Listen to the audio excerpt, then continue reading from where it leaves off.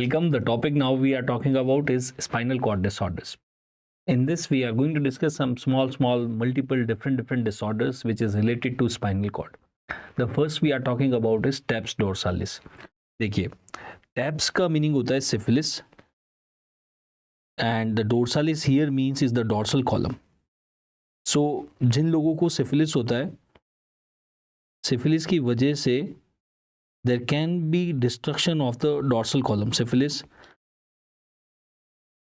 can lead to destruction of dorsal column.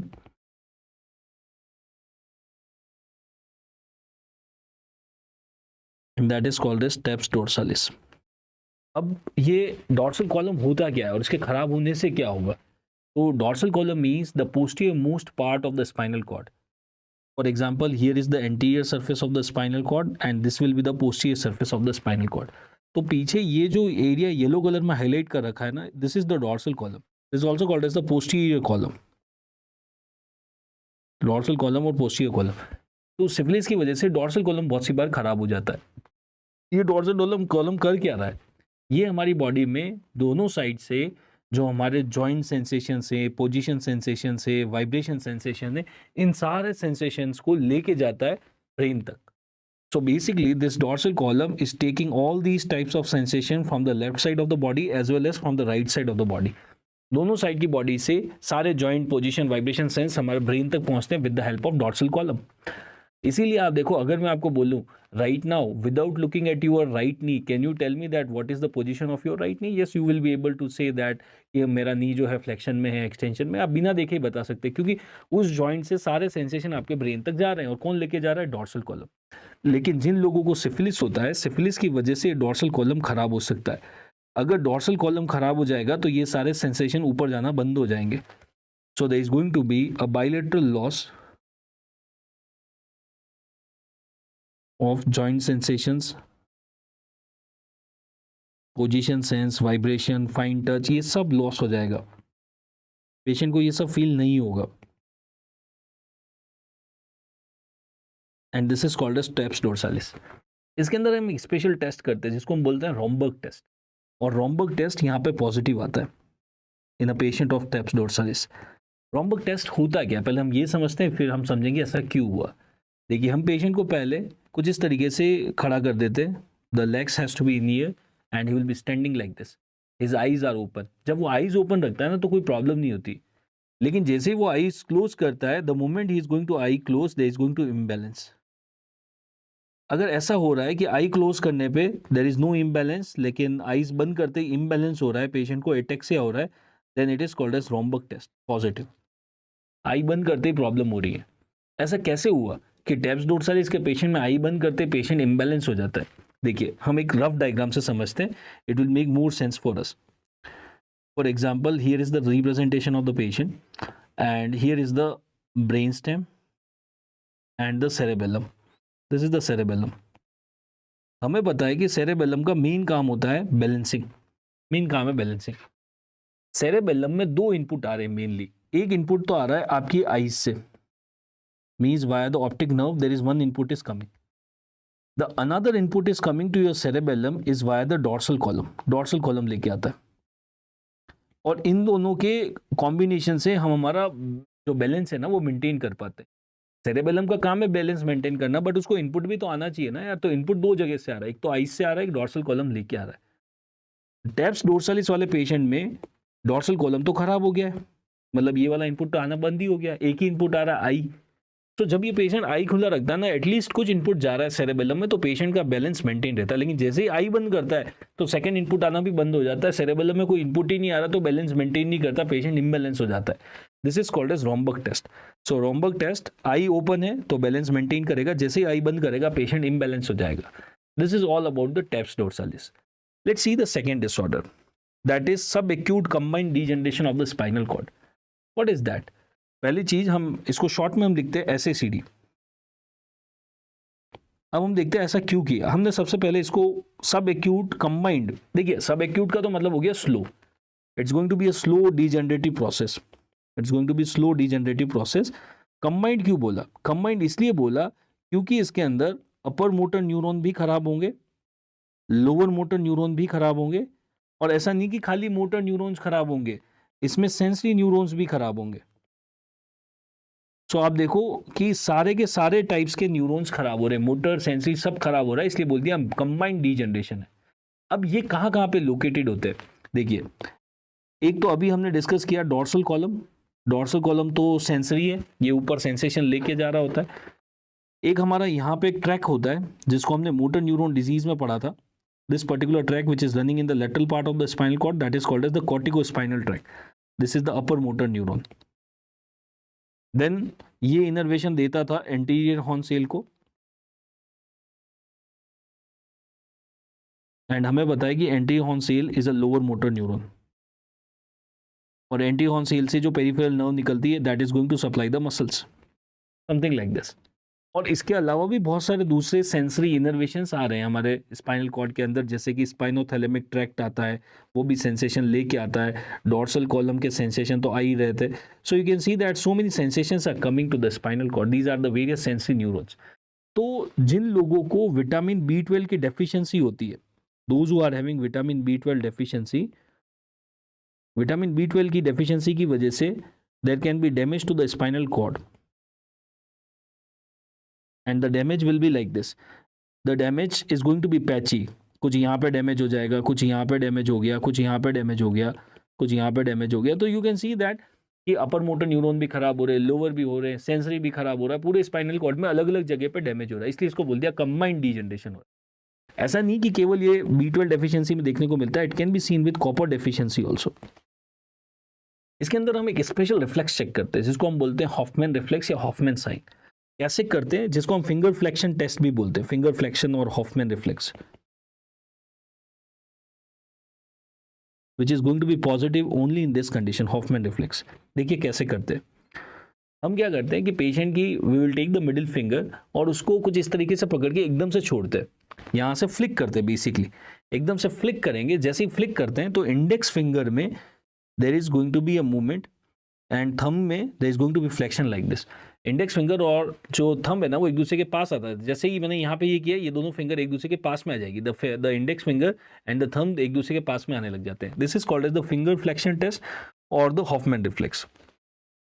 सब acute combined degeneration को diagnose करने के लिए they might give you some hint such as, जिन लोगों को विटामिन B12 डेफिशिएंसी होती है, हमें पता है कि विटामिन B12 डेफिशिएंसी से हीमोग्लोबिन भी कम हो जाता है और MC भी बढ़ा हुआ मिलता है। मीन्स कि हीमोग्लोबिन तो कम होता है और आरबी की साइज, RBC का वॉल्यूम बढ़ा हुआ होता है। This is the referring as the megaloblastic anaemia. So आपको पेशेंट में एनीमिया की हिस्ट्री भी दे सकते हैं। साथ में हमें यह भी पता है कि विटामिन B12 डेफिशिएंसी से there can be peripheral neuropathy. So in the MCQ they might write about the peripheral neuropathy also. Vitamin B12 deficiency leads to decrease in the activity of one enzyme, that is methylmalonyl CoA mutase. Decrease activity of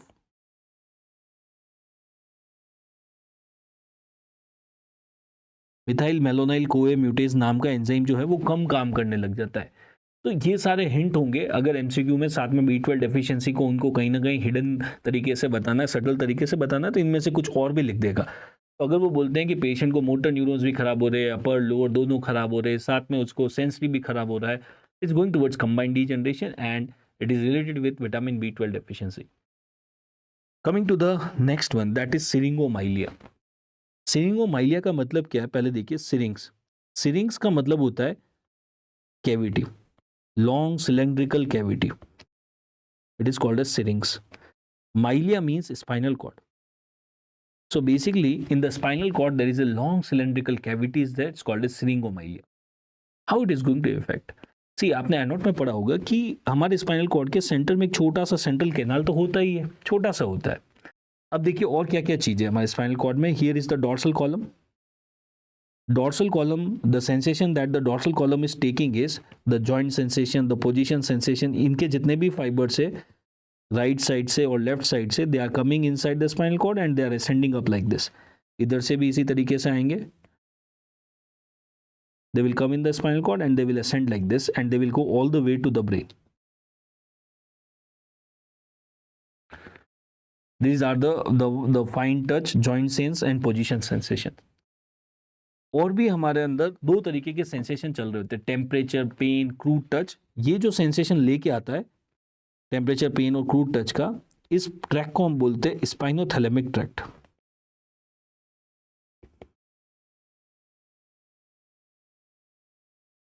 अब spinothalamic tract की खास बात ये है कि जैसे ही ये अंदर एंटर करता है ना, जैसे मान लीजिए यहाँ से कोई पेन और टेम्परेचर का सेंसेशन है ना, वो मेरे स्पाइनल कॉर्ड में पहुंचता है वाया द स्पाइनोथैलेमिक ट्रैक्ट। जैसे ही अंदर पहुंचता है तो ये क्रॉस ओवर हो जाता है और राइट साइड का लेफ्ट साइड में आ जाता है और फिर यहाँ से ऊपर जाता है ब्रेन की तरफ, समथिंग लाइक दिस। इसी तरीके से इधर का मतलब कि लेफ्ट साइड वाला जो स्पाइनोथैलेमिक ट्रैक्ट है, मैं डॉटेड मैनर में बना रहा हूँ so that you can easily differentiate it. It is going to cross over like this and then it is going to ascend up like this towards the brain. तो spinothalamic tract जो होता है वो cross करता है, dorsal column cross नहीं करता है। और आप सबसे इंपॉर्टेंट बात क्या है, ये जो स्पाइनोथैलेमिक ट्रैक्ट है ना, ये जो क्रॉस कर रहा है, स्पाइनोथैलेमिक ट्रैक्ट जो क्रॉस कर रहा है वो किसके पास में कर रहा है, ये सेंट्रल कैनाल के पास से क्रॉस करता है। तो सिरिंगोमाइलिया क्या होता है, ये वो पेशेंट होते हैं जिनके अंदर ये जो कैविटी होती है ये बड़ी हो जाती है। जस्ट इमेजिन करो अगर ये कैविटी बड़ी हो गई, अगर ये कैविटी बड़ी हो जाएगी देन ये स्पाइनोथैलेमिक ट्रैक्ट को कंप्रेस करेगी। So I can say this enlarged cavity is going to compress bilateral spinothalamic tract। दोनों साइड के स्पाइनोथैलेमिक ट्रैक्ट जो होंगे वो कंप्रेस हो जाएंगे। अब दोनों साइड के जैसे स्पाइनोथैलेमिक ट्रैक्ट कंप्रेस होंगे, स्पाइनोथैलेमिक ट्रैक्ट कौन से सेंसेशन लेके जा रहा था, पेन, टेम्परेचर, और दोनों साइड के तो खराब हो गए, अब ऊपर तक जाएंगे ही नहीं ये sensation. So there is going to be loss of pain, temperature, crude touch from both the side. There is a bilateral loss of pain and temperature. और जनरली ये जो लॉस होता है that is going to occur in the upper lip. तो इस patient को ना तो पेन फील होता है ना टेम्परेचर फील होता है। इसीलिए आपने देखा होगा आजकल, आपने इंस्टाग्राम, यूट्यूब पे वीडियोस में देखा होगा, कुछ लोग होते हैं जो उबलते हुए ऑयल से पकोड़े निकाल देते हैं, अपना हाथ अंदर डाल के निकाल देते हैं। बेसिकली उनको ना तो पेन फील होता है ना टेम्परेचर फील होता है, क्योंकि उनको सिरिंगोमाइलिया हो रखा है। तो वो हाथ अंदर आराम से डाल देते हैं क्योंकि पेन, टेम्परेचर तो फील नहीं हो रहा है, लेकिन क्योंकि उनका डोर्सल कॉलम तो काम कर रहा है तो उनको fine touch, joint sense, position sense ये सब तो होता है। तो with the help of fine touch they can easily pull out the pakodas. उनको पेन, टेम्परेचर फील नहीं हो रहा बट फाइन टच फील हो रहा है, तो they can do this work. But it's not a super power, क्योंकि आप देखो वो हाथ अंदर डालेगा ना, उसको फील तो नहीं होगा, लेकिन वो जो ऑयल है ना वो उसकी स्किन को खराब तो करेगा ना, उसको बर्न तो करेगा। उसको फील नहीं हो रहा, उसको पेन नहीं हो रहा, लेकिन बर्न तो होगा। So this is called as painless burn, the very characteristic feature, painless burn syringomyelia में। The investigation of choice for this condition, you are going to do MRI spinal cord, particularly cervical spine में हम करेंगे, and you will be able to see the cavity. Here you can see, ये जो आपको black colour में दिख रहा है ये पूरा this is the spinal cord. But यहाँ पे जैसे आओगे ना आपको एक व्हाइट कलर की कैविटी दिख रही है, राइट, एक लॉन्ग सिलेंड्रिकल कैविटी दिखेगी ब्लैक कलर की स्पाइनल कॉर्ड के अंदर। Here this long cylindrical cavity that you can see, this is the syringomyelia. So the long cylindrical cavity will be there, and that will be seen on the MRI of the spinal cord. What we are going to do in the treatment, we will need to do a surgical decompression. उनको surgery करना पड़ेगा, और ये cavity की वजह से जो ये स्पाइनोथैलेमिक ट्रैक्ट कंप्रेस हो रहा था, इसको स्पाइनोथैलेमिक ट्रैक्ट को थोड़ा सा दूर करना पड़ेगा, सर्जिकल डीकम्प्रेशन करना पड़ेगा। So we need to do a surgery for the syringomyelia. So what is the important points to be remembered? There are two important points. Basically, एक important point है, there is a bilateral compress of the spinothalamic tract, and there is going to be painless burn because of that. These are the two important points. Radio के prospect से ये image बहुत important है. They can directly give this image and they can ask you what is the spot diagnosis. You can see this long cylindrical cavity, this white color one. This is the syringomalia. The next disorder that we are discussing is the cauda equina syndrome and conus medullaris syndrome. Very important and tricky one. अगर आपको trick समझ में आ गया तो you can easily answer all the MCQs. पहले हम ये anatomical terms को समझ लेते हैं। हियर इज और स्पाइनल कॉर्ड। स्पाइनल कॉर्ड का जो सबसे लास्ट वाला पार्ट होता है ना, वो कोन शेप का होता है। तो ये वाला जो कोन शेप का पार्ट होता है इसको हम बोलते हैं कोनुस मेडुलारिस, कोनुस मेडुलारिस। और लास्ट में स्पाइनल कॉर्ड का जो टर्मिनल पार्ट होता है, वहां से जो स्पाइनल नर्व्स निकलती है वो एक घोड़े की पूंछ की तरह दिखती है। They are looking like a tail of a horse. these the spinal nerves which are coming out, they are looking like a tail of a horse. So this particular structure is referred as the cauda equina. Cauda means tail and equina means horse. तो ये वाले जो structure है they are called as the cauda equina, और ये cone shape का जो structure है कोनुस मेडुलारिस. कभी कभी क्या होता है कि ये जो कोनुस वाला पार्ट होता है यहाँ पे एब्सेस बन जाती है या फिर यहाँ पे ट्यूमर आ जाता है, कोई ट्रॉमा हो जाता है. अगर यहाँ पे कुछ भी प्रॉब्लम होती है कोन वाले शेप के एरिया में, कोनुस मेडुलारिस में अगर कुछ भी प्रॉब्लम होती है, this is called as conus medullaris syndrome. Conus medullaris syndrome. अगर कोडा इक्विना वाले एरिया में मान लीजिए यहाँ पे एब्सेस हो गया, पस बन गया या कुछ हो गया, तो कोडा इक्विना में अगर कुछ भी प्रॉब्लम होती है दैट इज कॉल्ड एज कोडा इक्विना सिंड्रोम. कोडा equina syndrome. Now what is the tricky part and tricky point two be remembered in this case? देखिए कोडा इक्विना में जो स्पाइनल नर्व्स खराब होती है ना, वो होती है L2 से लेके L3, L4, S1, sorry L1, L2, L3, L4, L5 and S1. ये सारे स्पाइनल नर्व्स खराब हो जाते हैं. वेयरएज कोनुस मेडुलारिस में जो स्पाइनल नर्व्स खराब होते हैं S2, S3, S4, S5, ये सारे खराब हो जाते हैं. याद कैसे रखना है? L2 से चालू करना है और यहाँ पे S2 से चालू करना है. तो L2 से S1 it is going to be the cauda equina syndrome, and S2 से लेके S5 तक अगर कुछ भी खराब होगा that is conus medullaris syndrome. अब देखिए how clinically we can differentiate. मान लीजिए एक पेशेंट आ रहा है, हमें लग रहा है यार इसको या तो कोडा इक्विना पार्ट में प्रॉब्लम है या कोनुस मेडुलारिस वाले पार्ट में प्रॉब्लम है. कैसे हम डिफरेंशिएट करके पता करेंगे? हम सबसे पहले चेक करेंगे एंकल रिफ्लेक्स. एंकल रिफ्लेक्स हमें तभी आता है जब S1 और S2 दोनों काम कर रहे हो. अगर एक भी खराब है ना तो एंकल रिफ्लेक्स नहीं आएगा. और आप देखो कि कोडा इक्विना सिंड्रोम में S1 खराब है, अगर S1 खराब है तो एंकल रिफ्लेक्स नहीं आएगा, एब्सेंट. और यहाँ पे कोनुस मेडुलारिस में S2 खराब है और S2 खराब है तो भी नहीं आएगा. तो एंकल रिफ्लेक्स तो दोनों में नहीं आता. लेकिन जब आप नी रिफ्लेक्स चेक करते हो, नी रिफ्लेक्स के चाहिए L2, L3, L4. L2, L3, L4 तो कोडा इक्विना में खराब है, तो यहाँ पे तो नी रिफ्लेक्स नहीं आएगा. लेकिन कोनुस मेडुलारिस में तो L2, L3, L4 में प्रॉब्लम नहीं है, तो नी रिफ्लेक्स प्रेजेंट होगा. तो सबसे इंपॉर्टेंट बड़ा क्लू जो होता है ना कि कोडा इक्विना कोनुस मेडुलारिस है, सबसे इंपॉर्टेंट होता है नी रिफ्लेक्स. उससे हमें बहुत आइडिया मिल जाता है. और क्या क्या हो सकता है? Saddle sensations.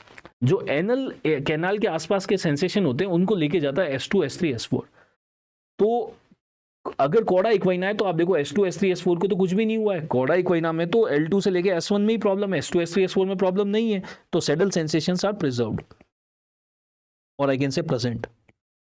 Whereas in the conus medullaris S2, S3, S4 खराब हो गया तो सेडल सेंसेशन एब्सेंट होंगे. अगर सेडल सेंसेशन नहीं आते हैं, सेडल सेंसेशन एब्सेंट होते हैं, this is called as saddle anaesthesia. कि सेडल सेंसेशन नहीं आ रहा है. सेडल सेंसेशन का मतलब क्या? एनल कैनाल के चारों तरफ के सेंसेशन नहीं आ रहे. Then bowel and bladder involvement. अब देखिए बावल एंड ब्लैडर को जो कंट्रोल करते हैं ना, जो फाइबर्स कंट्रोल करते हैं, वो स्पाइनल कॉर्ड के सेंटर में रन करते हैं, मीडियल पार्ट में रन करते हैं और फिर वहां से बाहर निकलते हैं. तो बावल एंड ब्लैडर इन्वॉल्वमेंट मतलब कि stool incontinence, urinary incontinence. Urinary incontinence को हम न्यूरोलॉजी में रेफर करते हैं ब्लैडर, एंड बावल मतलब कि स्टूल इनकॉन्टिनेंस. तो ये होने में तो दोनों में हो सकता है, लेकिन ये फाइबर्स क्या है कि ये सेंटर में चलते हैं ना, तो कोनुस मेडुलारिस वाले में इनका इन्वॉल्वमेंट होना अर्ली पॉसिबल है. तो in cauda equina and conus medullaris when it comes to bowel and bladder, conus medullaris में there is early involvement and here it is going to be a late involvement आएगा. Symmetry. अब ये तो बहुत ही simple है. मान लीजिए this is the right side of the patient and this is the left side of the patient. तो what is going to happen is, आप देखो अगर पेशेंट को यहाँ पे एब्सेस हो गया है तो राइट साइड में हुआ ना यार एब्सेस, राइट साइड के ये स्पाइनल नर्व्स दब गए, खराब हो गए, तो राइट साइड में सिम्टम आएंगे. तो कोडा इक्विना सिंड्रोम में सिम्टम जो आते हैं वो एक ही साइड आते हैं. कोनुस मेडुलारिस में जो प्रॉब्लम हुई है वो सेंटर में हुई है, तो दोनों साइड की स्पाइनल नर्व्स खराब हो जाती है. तो कोनुस मेडुलारिस में सिम्टम दोनों साइड आएंगे. तो I can say when it comes to symmetry, cauda equina is going to be asymmetrical, whereas this one is going to be symmetrical. इस टेबल को बिल्कुल भी रटने की कोशिश नहीं करनी, आपको याद रखने हैं केवल कौन से स्पाइनल नर्व किस में खराब होते हैं, और बहुत ही आसान है. कोडा इक्विना में L2 से चालू करना है, कोनुस मेडुलारिस में S2 से चालू करना, and you will get your answers कि किस में क्या जाएगा क्या रहेगा.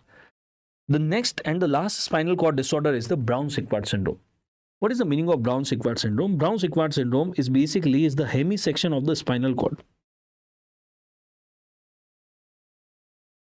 Hemisection of the spinal cord. अब hemisection का मतलब क्या है? मान लीजिए यहाँ पे spinal cord है. This is the spinal cord. It's running like this, and this is the terminal part of the spinal cord.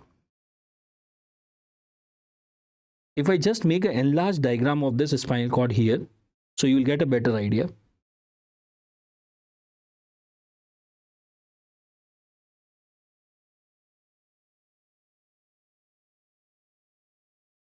This is the spinal cord.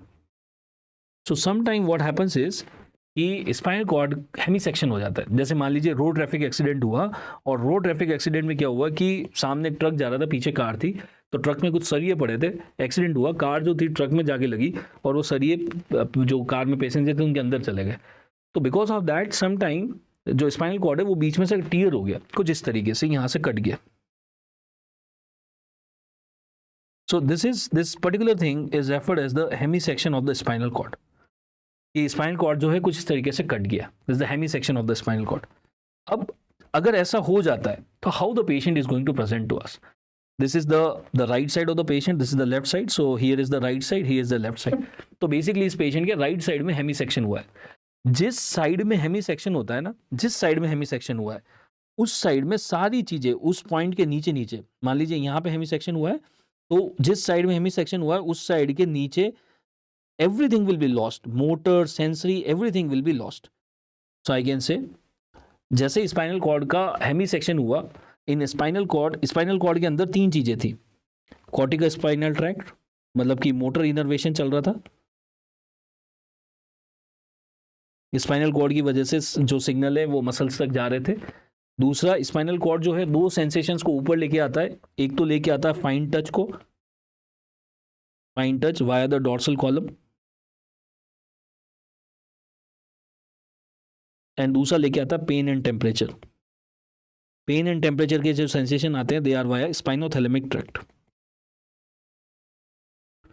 तो हमारे स्पाइनल कॉर्ड के ये तीन मेन काम हो गए. एक तो मोटर इनर्वेशन को मसल्स तक लेके जाना, और दो तरीके की सेंसेशन को ऊपर लेके आता है ब्रेन तक. एक होता है फाइन टच और दूसरा होता है pain and temperature.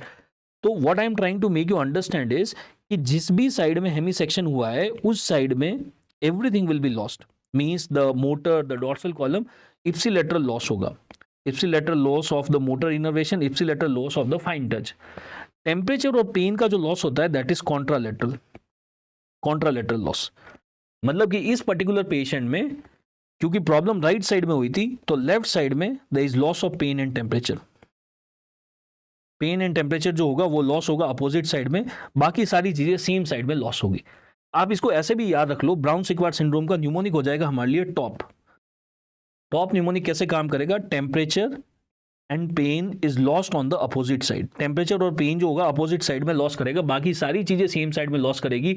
Motor paralysis same side में होगा, फाइन टच सेम साइड का जाएगा, हर एक चीज सेम साइड में होगी. जहां से कट लगा उसके नीचे नीचे सब कुछ खराब हो जाएगा.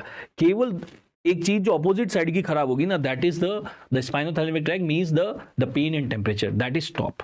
That is the Brown-Séquard syndrome. That is also referred as the hemisection of the spinal cord. This is all about the various spinal cord pathologies. Last, let's understand a term called as the brain dead. Brain dead का मतलब क्या होता है कि for example, here is the representation of the patient's brain. Here is the brain stem, and then is the spinal cord.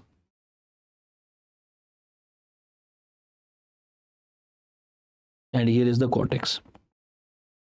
Brain dead का मतलब है कि ये वाला एरिया जो है पेशेंट का ये तो काम नहीं कर रहा, स्पाइनल कॉर्ड अभी भी काम कर रहा है, जिसको बोलते हैं ब्रेन डेड. तो अगर ऐसा होता है ब्रेन स्टेम नॉट रेस्पॉन्डिंग, ये तो रेस्पॉन्ड नहीं कर रहा, स्पाइनल कॉर्ड अभी भी रेस्पॉन्ड कर रहा है, तो what is going to happen? We can check the plantar reflex, we can check the gag reflex. अब देखो प्लांटर रिफ्लेक्स जो आता है ना वो तो आता है स्पाइनल कॉर्ड की वजह से, तो प्लांटर रिफ्लेक्स तो आएगा. लेकिन गैग रिफ्लेक्स अगर आपको पता हो तो गैग रिफ्लेक्स आता है 9th cranial nerve and 10th cranial nerve से, और क्रेनियल नर्व्स कहाँ से आती है, तो ब्रेन स्टेम से आती है। तो ब्रेन स्टेम तो इसमें काम ही नहीं कर रहा, तो इस पेशेंट में गैग रिफ्लेक्स नहीं आएगा।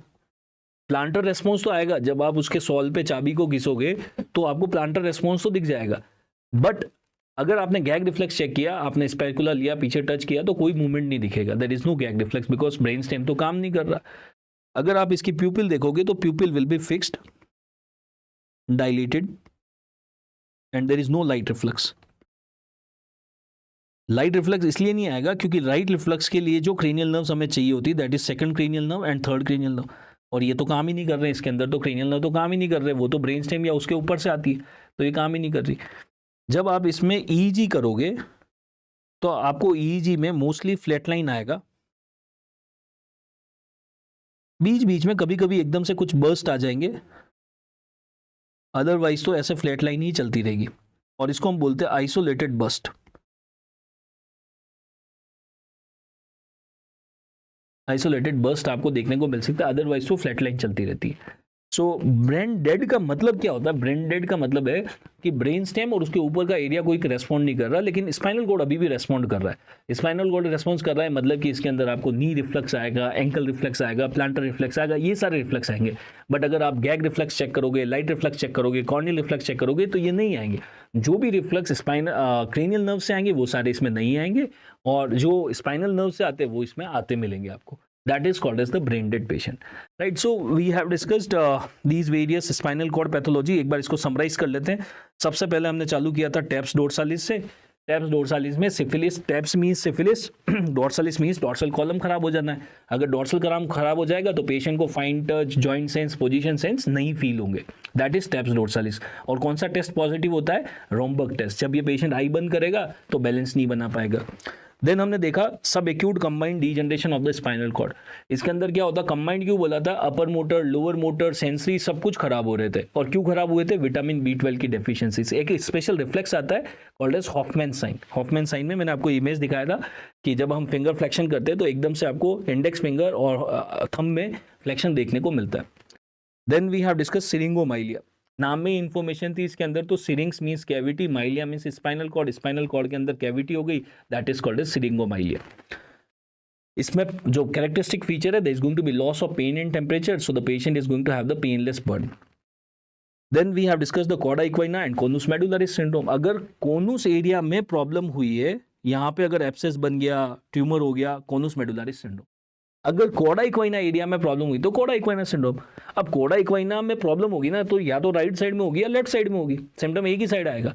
लेकिन कोनुस मेडुलारिस में अगर प्रॉब्लम होती है तो सिम्टम दोनों साइड में आएंगे, दोनों साइड में आएंगे। और कैसे याद रखना है, आपको याद रखना है कौन से स्पाइनल नर्व्स खराब होते हैं, तो कॉर्डा इक्वाइना में खराब होते हैं L2 से S1 और कोनुस मेडुलारिस में S2 to S5। Then is the hemisection of spinal cord. Hemisection of spinal cord में एक ही न्यूमोनिक याद रखना है, टॉप। ब्राउन सिक्वार्ड सिंड्रोम में क्या चीज अपोजिट लॉस होगा, तो टेम्परेचर एंड पेन। बाकी सारी चीजें same side, fine touch, joint sense, position sense, motor innervation, हर चीज सेम साइड का जाएगा। जिस साइड में कटा ना स्पाइनल कॉर्ड, सब उस साइड का लॉस हो जाएगा। अपोजिट साइड में क्या लॉस होता है, तो pain and temperature will be lost on the opposite side, that is the Brown Sequard syndrome, right? So these are the various pathologies to be remembered from the spinal cord chapter. Thank you.